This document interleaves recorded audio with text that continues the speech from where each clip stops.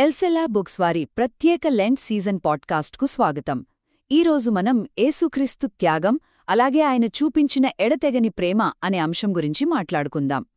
అసలు శిష్యుల మానవ సహజమైన అపార్థాలకు ఒక మంచి కాపరిగా యేసు చేసిన ఆఖరి త్యాగానికి మధ్య ఉన్న తేడాను అర్థం చేసుకోవడం ఈ లెంట్ సీజన్లో మనకి చాలా ముఖ్యం కదూ.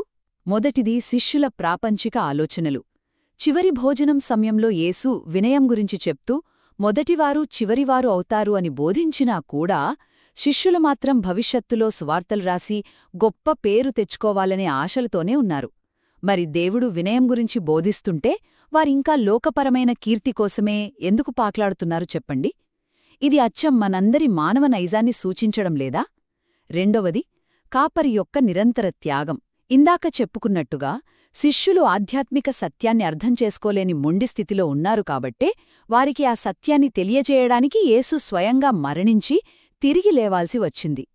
ఆయన తన మంద కోసం ప్రాణాలను అర్పించిన నిజమైన కాపరి అండి. మాటల ద్వారా శిష్యులకు అర్థం కాని సత్యాన్ని దేవుడు తన ప్రాణత్యాగమనే కఠినమైన మార్గం ద్వారా ఎలా నిరూపించాడో గమనించారా? ఆశ్చర్యంగా ఉంది కదా. చివరిది, దేవుని ఎడతెగని ప్రేమ.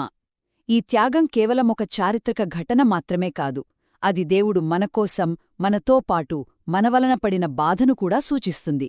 ఆయన ప్రేమ ఎప్పుడూ మనల్ని వెతుకుతూనే ఉంటుంది. మన కోసమే కాకుండా మన వల్ల కూడా దేవుడు బాధపడ్డాడనేది ఎంత లోతైనా హృదయాన్ని హత్తుకునే వాస్తవం కదా.